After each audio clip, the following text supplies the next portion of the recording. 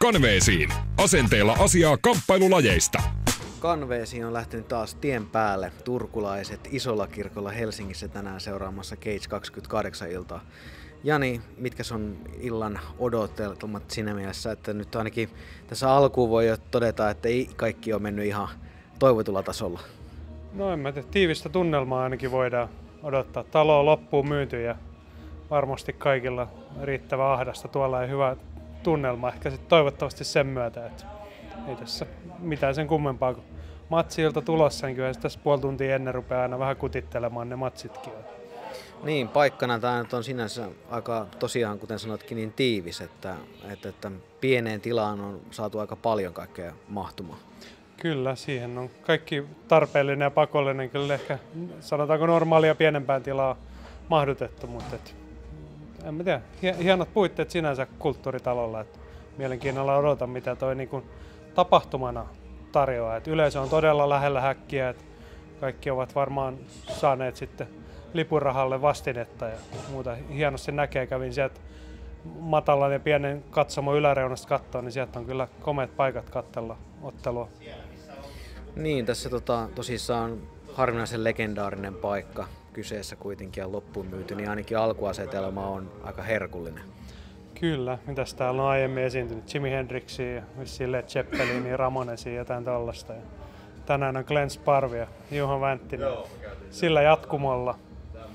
Niin, ehkä ei ihan nyt näiden maailman tähtien valossa mennä tänä iltana, mutta joka tapauksessa niin legendaarinen paikka kyseessä. Joo, toivotaan, että DJ on nyt niinku ajan hermolla ja soittaa vaikka näitä edellä mainittuja artisteja ihan vaan paikkaa kunnioittaakseen. Niin, lähdetään vähän katsomaan noita otteluita. Tässä nyt on tosissaan aika mielenkiintoisia matseja tänään tuon pääottelun lisäksi, niin mitkä odotukset noiden matsien kohdalla sulla on? No, tässä on ehkä semmoinen, jos miettii jotain teemaa, niin vähän näytön paikkaa aika monella ottelijalla. Että nyt on niinku enemmän kiinnostaa kyllä kotikähän miesten otteita se, että ja naisten myös Suvi Salmimies lisättiin tähän viimeisen viikon aikana, niin nyt on hyviä näytön paikkaa loppumyydy areena edessä ja myös sitten oman uran kannalta pitää antaa sellaisia näyttöjä, että mihin suuntaan tästä ollaan menossa vai ollaanko mihinkään menossa. No ainakin pakko yksi ottelija nostaa tässä kohtaa esille, niin Mika Hämäläinen, joka selkeästi otteli alle tasonsa tuolla Helsinki Fight Nightissa kesäkuussa muistaakseen, niin mitä odotat häneltä? No ehkä semmoista kunnianpalautusta on väärä sana, se oli ura ensimmäinen tappio. Ei hirveästi mennyt alle tasonsa, mutta ensimmäinen semmoinen ei ihan nappisuoritus Mikalta ammattilaisottelussa. Ja sitten täytyy tässä vaiheessa sanoa, että erittäin hyvä oli vastustaja. Silloin hänelle haettiin sinne vähän kovempaa testiä. Sieltä varmaan tuli sitten kovempi testi, mitä kukaan ehkä osasi odottaakaan. Mä tuossa tarkistin, just en muista Dagestanin nimeä, mikä oli miehiä. Oli aika vaikea nimi, mutta hän on ottanut pari voittoa vissiin sen jälkeenkin jo. Että rekordi on aika kova nykyisellään jo. Mutta se on ihan oikein siinä, että Mika on mielenkiintoisessa tilanteessa. Että nyt pitää saada homma raiteilleen taas. Ja myöskin näytön paikassa on tietenkin amatöörien maailmanmestari Aleksi Nurminen, joka tänään ottelee tällä aika lyhyellä otteluvälillä, kun tässä Turun Cageista ei ihan hirveän montaa viikkoa kuitenkaan ole. Kyllä, mutta nuorella miehellä riittää virtaa ja intoa varmaan. Ja se oli hieno huomata satun ollen tuolla alakerrassa, kun ovet avattiin tuossa tuntia aikaisemmin, niin kyllä sieltä niin Nurminen crew tulla saman tien kovalla mökällä sisään, sen huomaa tuolla talon aulassa ja baarin puolella. Siellä on aikamoinen tunnelma ja ennen matsia alkuun. Se varmaan korostuu, se heidän tuoma meteli sit vielä näin tiiviissä ja pienessä tilassa kyllä. Nurminen crew tosissaan jonotti jo tuossa noin ovella, etteivät edes mene tuonne kuppilan puolelle ottamaan virvokkeita, vaan tulivat saman tien jonottamaan tuohon, vaikka paikatkin on merkittyjä. No, se tietynlaista fanaattisuutta ja ihan hyvää tietysti lajin kannalta. Kyllä, he on esimerkki kansalaisia viranomaisenhan Suomessa sitä mieltä, että urheilukatsomus ei mitä alkoholia kuulu nauttia. Niin on parempia tuollaisia selvinpäin ja kiltisti eikä huudella neekeriä kenellekään, niin kuin viimeksi taisi päästä käymään. Kanveesiin. Asenteella asiaa kamppailulajeista. Cage 28 iltaa alkoi isojen poikien taistella. Saku Heikkola, onneksi olkoon voitosta. Kiitos. Mitä sanot tuosta matsista toisessa erässä ratkeessa homma? Millainen vastus oli Espanjan poika?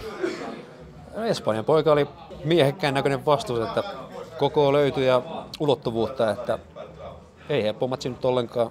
Omasta mielestä onnistui aika hyvin siinä, mitä haettiinkin. Että Suunnitelman mukaan mentiin siis. no aika pitkälti kyllä. Että Sulla kävi vähän samaa kuin aika monella muullakin, vastustaja vaihtui loppumetreillä, mutta helpottiko se, että hän lähti aktiivisesti matsiin sitten? Ei tarvinnut miettiä, mitä sieltä on tulossa. Siis joo, juurikin näin, että pääasi, että vastustaja löytyi, että saatiin ottelu toteutumaan, että saatiin se toinen ottelu tälle vuodelle vielä, niin se oli todella iso juttu. Tai se sellainen, että se vaihtui, niin oma pelisuunnitelma nyt ei muuttunut miksikään, että siitä lähdettiin tekemään, mitä ollaan opeteltu. Tosiaan sulla oli välillä ottelutaukokin tuossa pidempi aika, nyt olet aktivoitunut tässä viimeisten sesonkin aikana. Minkälainen suunnitelma nyt tästä eteenpäin on? Ei, semmoinen suunnitelma, että kyllä me tämä kortti katsotaan nyt loppuun asti, että mitä tämä tuo tullessaan. Motivaatio on nyt korkealla, 22 onnistunutta ottelua alla. Tästä nyt on omasta mielestä ihan helvetin hieno jatkaa eteenpäin, että joulutauko ja peruskutokausi siihen ja sitten keväämällä, mitä otteluita nyt sitten saadaan nyt itselle järjestettyä, niin niiden mukaan mennään. Toivottavasti nyt Cagein puolesta saa jatkaa näissä hommissa, että tykkään kovasti. Se on mukava kuulla, isoille miehille on kova kysyntä, niitä ei paljon ole ja sullakaan ei varmaan helppoa aina matseja löytyä, mutta hei, pakko kysyä tässä kohtaa, olin itse Tukholmassa käymässä tuossa alkuviikossa, tapasin mun Alexander Gustafsson ja hänkin aikoo tammikuussa otella 30 000 ihmisen edessä. Sä vedät täällä nyt loppuun kulttuuritalolla, niin teillä on yhteistä historiaa vähän, molemmilla yhteinen eka ammattilaisottelu. Joo, kyllä. Miltä se tuntuu tässä vaiheessa katsella, äijä vetää siellä vähän isommissa kehissä? No on polut lähtenyt vähän eri reiteillä kuin meillä, että toinen ottelee isoista rahoista isossa maailmassa ja itse olen kulttuuritalolla, mutta pirun tyytyväinen mä oon tähänkin, että kaikenlaista on sattunut matkan varrella, että ollaan tässä pisteessä, mutta omasta mielestä pääasia, että saa nyt tehdä sitä, mistä tykkää. Siitä matsista tuli silloin tappio, mutta onko siitä jäänyt jotain spesiaalimuistoa tai muisteleeko sitä nyt lämmöllä kuitenkin, että niinkin kova äijää vastaan joskus ottanut? Joo, kyllä aika on kulunut muistaa, että turpiin siinä tuli ja rajosti, että ne jäljet jäi pitkälle näkyviin, ei se naama niin nätti ollut. Ootko seurannut Gustafssonin uraa sen jälkeen sitten niin kuin tietyllä tarkkaavaisuudella? Joo, hyvinkin itse asiassa, että kyllä sitä niin kuin aika äkkiä tuli todettua, että millainen herra oli kyseessä, että ei sitä nyt paskalle hävittyä ainakaan. Että Suvi Salmies, harvinainen tilastomerkintä tähän iltaan, että nähtiin tasapeli. Niin, niitä tulee kun laiskottelee. Se meni aika se viimeinen erä semmoisen halailuksi, että oliko se vähän niin kuin puhti pois molemmilta? No, mulla tuli ehkä sellaisia vähän tilanteita, että mä en oikein tiennyt, että mitä mä olisin tehnyt ja sitten se halailu on sitten siinä vaiheessa aika kivaa. Niin, toi Ranskataro oli aika vahva siinä pystyssä, että se tuli aika mojovia iskuja. Yllättikö se? No mun nenän se yllätti pari kertaa, mutta se vähän ihmetytti, että se ei potkinut, että minä olin vähän varautunut niihin niin kuin etujalan yläpotkuihin. Mutta no ristiin lyötiin ja sitten vietiin mattoa ja halailtiin ja se on sitä vapaa-ottelua kai. Aika värikkäiden vaiheiden jälkeen päädyit tänne Helsinkiin ottelemaan. Sun piti nyt huomenna otella Södertelle se Superiorissa. Se matsi peruuntui viime viikolla ja täältä siunaantui vielä sitten tilaisuus. Niin oliko miten hankalaa tämä loppusuora valmistautuminen? No ei ollut sen takia, kun ei tarvinnut painoa niin hirveästi pudottaa. Että kyllä minä nyt aika kuivassa kunnossa, mutta mielikirkkaana olin tuossa 59 kilon niin kuin sovituspainossa, mutta ei, päivää aikaisemmin vaan. Ei. Ja sitten Suomessa tietenkin, että kaikki ymmärtää mitä mä puhun, että pitää olla silleen vähän varovainen. No harvinainen tulos tosiaan. Hajaani tuomiolla tasuri ja tasurin ei tietty ihan tyytyväinen olla, mutta sun uravaiheessa 3 erää todella aktiivista, kovaa vääntöä, niin miten arvokas juttu se on pidemmän päällä? No kyllä se on mulle niin kuin silleen arvokas juttu, että vaikka kuinka niin kuin taustajoukot sanoo, että sä jaksat hyvin, niin se, että sit oot oikeasti sen 3 erää tehnyt. Vaikka nyt olisi voinut tehdä vähän enemmän, niin kyllähän se silleen kivalta tuntuu, että minä en ole tässä käynyt ihan silleen juttelemassa teille. No, sut tunnetaan ottelemisen ohella rokkimimminä. Mitäs nyt pikkujoulusesonkin kuumimmillaan, niin vedetäänkö nyt keikkakuteet vähäksi aikaa niskaa ja sille puolelle? No saattaa niitä keikkoja olla mutta kyllä mä pidän ansaittua pientä lepolomaa vähän. Mutta käyn kyllä nauhoittamassa vähän biisejä, että se on meillä suunnitelmissa seuraavaksi. Mikä se on sitten ottelurintamalla se suunnitelma, että tässä nyt on tosiaan joulu ja vuodenvaihde, tulee kinkut syötyä ja muuta, niin koska vai sitten on tarkoitus nousta takaisin kehään? Riippuu siitä, kuinka paljon paino nousee, koska sitten jos minä on 70 kiloinen ja mun pitää 56,7 tiputtaa, niin sitten ehkä pitää muutama kuukausi tiputella, mutta varmaan vuoden alussa katsotaan sitten, että mä tarvin yleensä aina sen jonkun päivämäärän, että mitä kohti mä voin reenata, mutta nyt jos mulla olisi se päivämäärä, niin sitten minä en söisi hyvällä mielellä kinkkua. Cage 28 illassa ennen taukoa vielä otteli Aleksi Nurminen, joka otti vakuuttavan voiton Ranskan Maxime Makotelista. Onnittelut voitosta. Kiitos, kiitos. Minkälainen vastus oli kyseessä? Aika kova ukko. Et kyllä ennen matsia mä itse asiassa vähän alkoi jänskättää näille viime hetkelle sen kaverin pystyottelu, kun ärsyttävästi taas porukka vähän aliarvioi sitäkin. Et sit mitä itse oli kattonut videolta, niin ihan kova pystyottelija ainakin. Et matosta ei nyt hirveästi löytynyt pätkää, mutta kova pystyottelija lähtökohtaisesti. Oliko se game plani se, että nimenomaan mattoon viedään se ottelu? Ei ollut, että mä halusin otella pystyssä. Et kyllä mun mielestä jos toinen on selkeästi parempi pystyottelija, niin kyllä sitä pitää lähteä niinku testaamaan, että miten sellaisenkaan pystyy sit ottelemaan. Kyllä sitä voisi aina hädän tullen tehdä jotain muuta. Niin tilanteen mukaan sitten niin sanotusti. Kyllä. Sulla on tapana ottaa ohjat itse kehässä, mutta ranskalainen tuli aika aktiivisesti, kävi päälle siinä, haki heti alkuun ratkaisun. Sopiiko se sulle? Pääseekö paremmin rytmiin siinä kohtaa? Ei se oikeastaan sovi, mä vähän ärsyttää, jos toinen lähtee ryntää, mutta mä sain vähän siinä alussa hillittyä sitä, että mä halusin, kunhan mä saan sen muutaman sekunnin siitä kaverilta pois. Ja nyt mä vähän itse menin eka hyökkään, että mä saan sen muutaman sekunnin, mutta yleensä noin vastustajat on lähtenyt ihan heti ryntäilemään ja siitä mä oikein tykkään. No, loppu tuli kohtuullisen nopeasti, avauserä siinä. Löit kardista aika komen kyynärpää, se meni ilmeisesti suoraan puhelimeen, rusahduksesta päätellen. Kyllä joo, eka osui aika hyvin muuten vaan tuohon naamaan ja toinen tuli aika lailla suoraan nenän varteen. Suoraan John Jonesin oppikirjasta. No niin, näitä on ilmeisesti reenattu. No ei oikeastaan, muuta kuin mielikuvaharjoittelu, mutta harvoin pääsee tuo reenisalilla oikein mättää. Niin loppuu reenikaverit kesken, jos niiltä lyö nenän poskelle. Kyllä. Mitäs Aleksi Nurminen tähän vuoteen on nyt mahtunut? Maailman mestaruus, Suomen mestaruus ja paluu ammattilaiskehiin, 2 vakuuttavaa voittoa. Niin mitäs seuraavaksi? Suunta on joku ylöspäin, että taas nyt vähän lomaillaan, mennään Thaimaan lämpöön tuossa ensi viikolla ja sitten sit katsellaan mitä tehdään. Mutta samaan rataa, nopeita vakuuttavia voittoja, niin päästään nopeasti sinne minne halutaan. Kysytään loppuun vielä, sulla näy radiossa, mutta komeet, en tiedä onko Movember-viikset, mutta aika hienosti kaartuu, niin onko näissä esikuvana Conor McGregor vai mistä nämä on kaivettu? Conor kuka? Ei oo, ihan Turun pojat on esikuvana. Koneveesiin. Asenteella asiaa kamppailulajeista. Helsingin Cage 28 illassa 7 matsia oteltu ja yllätyksiä tän illan aikana ollaan nähty useampikin. Kaikenlaista värikästä on tullut tänään vastaan. Vähän no contest ja yhteen matsiin alapääosuman takia ja tässä kaikkea loukkaantumiskeskeytystä ja hajaääni tasapeli. Niitä näkee todella harvoin. Ja sitten tietenkin mukavaa, että oli hienojakin matseja. Että kyllä välisarjan Cage-titteliottelu oli kaiken odottelemisen arvoinen. Että todella hienoa kotimaista vapaa-ottelua 3 erää. Tuossa ennen kuin tapahtuma lähti liikkeelle, niin puhuttiin siitä, että varmaan aika monella ottelijalla on nyt semmoinen näytön paikka. Nähtiinkö niitä? No nähtiin ja ei nähty. Että, niin kuin, mä ehkä odotin esimerkiksi J.P. Vainikaiselta hyviä näyttöjä. Uutta nostetta hän hävisi sitten avauserän tyrmäyksellä, ei jättänyt hyvää makua suuhun. Sama Joni Salovaaralla olisi varmaan ollut haluja näyttää paljon enemmän kuin mitä sitten pystyy, kun ottelu loppui 2 minuuttia vastustajan loukkaantumisen takia. Ja sama. No, Mika Hämäläinen teki hyvän paluun voittojen tielle, että toki vähän jääräpäisesti haki niitä jalkalukkoja, mutta toihan ne sitten tulokset, siinäkin vastustaja sitten joutui sen johdosta sitten. Polvi meni rikki ja joutui luovuttaan. Kyllä mä niin kuin vaikka pääottelussa tietty oli vain 1 voittaja ja Glenn Sparv säilytti tittelinsä, niin kyllä mun mielestä molemmat antoi hyvän näytteen osaamisestaan. Et myös Juha Vänttinen otteli hyvän ottelun, mitä voisit myöhemmin muistella kyllä ihan pystypäin. Niin, tämä pääottelu oli ennen kaikkea odotettu ja se täytti kyllä tosiaan ne kaikki odotukset kyllä, että tosiaan kannatti lähteä katsomaan Helsinki isolle kirkolle.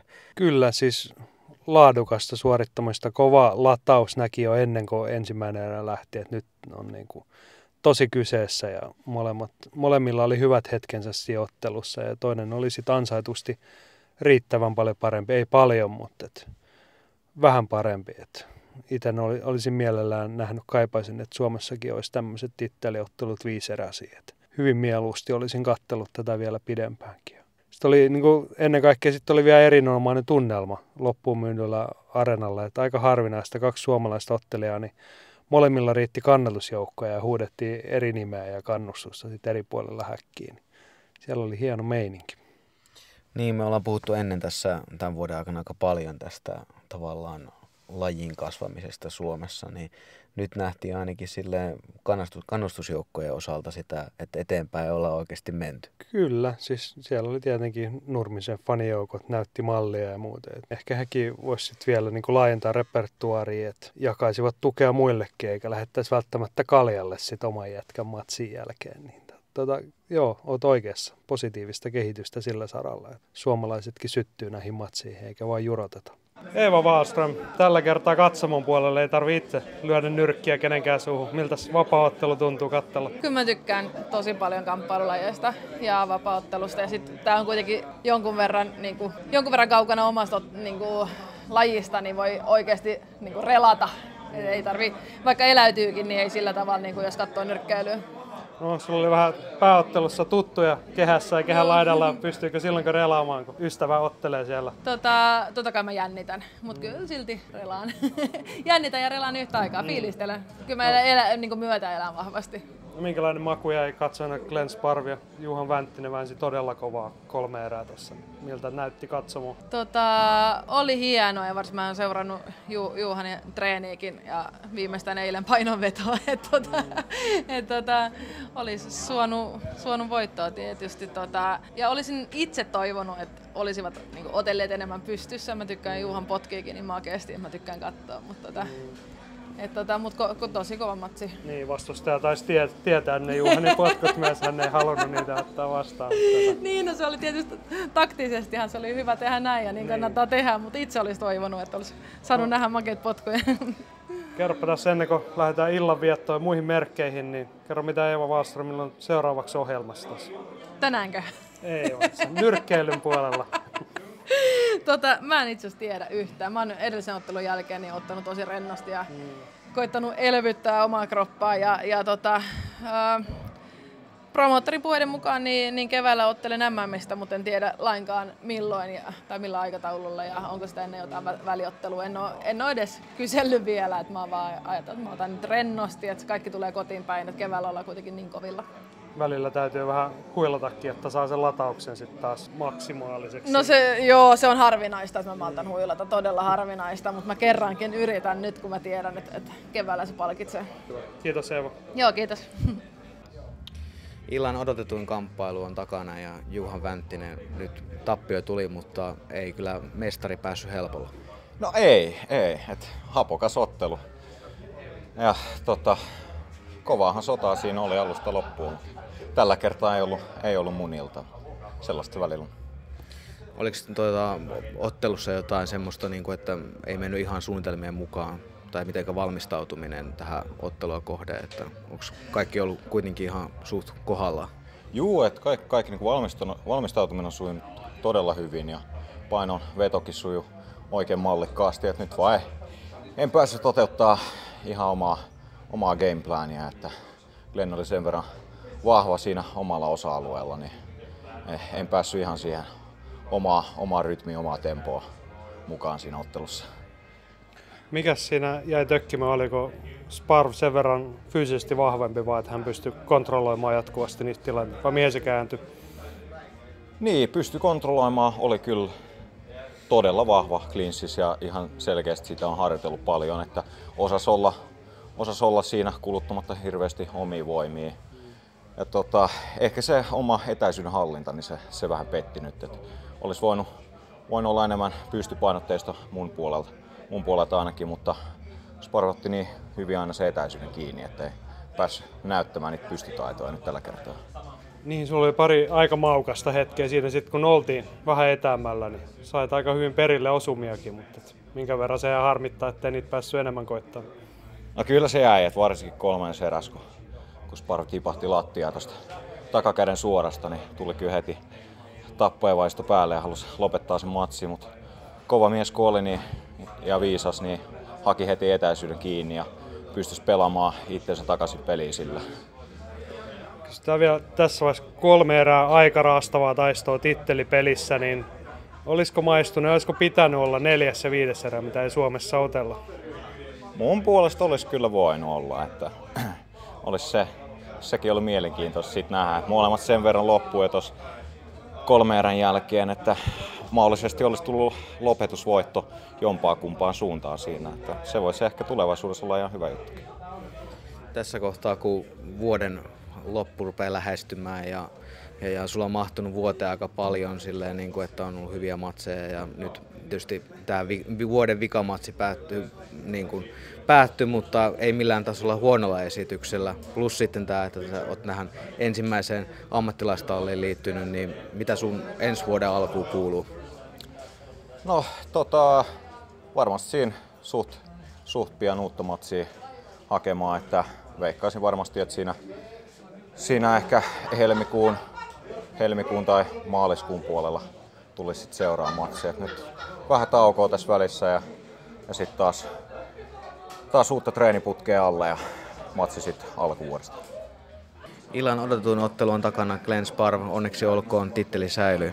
Kiitos. Mitenkä tuo ottelu itse asiassa meni?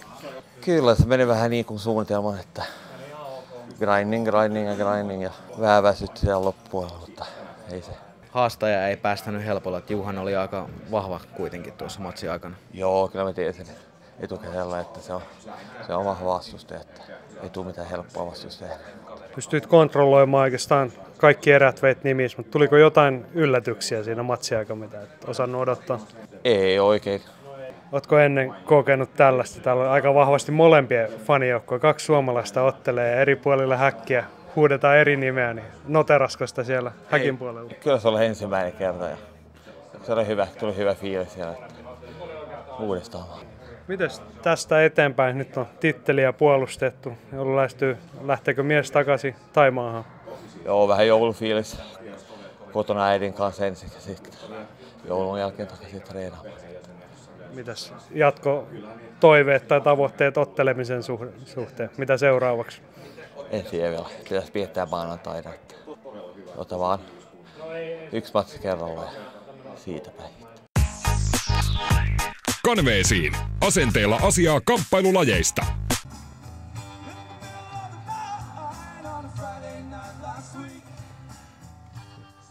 Ja näin, ollaan taas takaisin Turussa. Reissu on ohi ja täytyy sanoa, että oli kaikin puolin onnistunut reissu.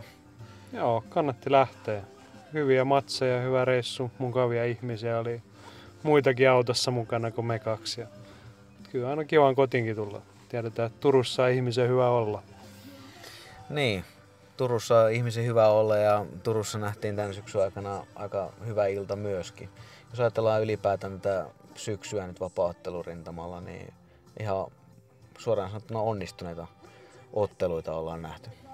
Joo, tiivis on ollut syksy kotimaassa. Itse tullut ulkomaallakin käytyy paljon. On tullut nähty hyviä matseja, hienoa kehitystä, dramaattisiakin matseja ja tietty epäonnistumiset kuuluu huippu-urheiluun ja tietenkin tämän tyyppiseen lajiin kuin vapaa-ottelu. Mutta voin sanoa silleen, että niinku pientä ähkyä ilmassa tässä jo joulun lähestyessä, mutta silleen hyvällä tavalla, että täyteläinen syksy takana.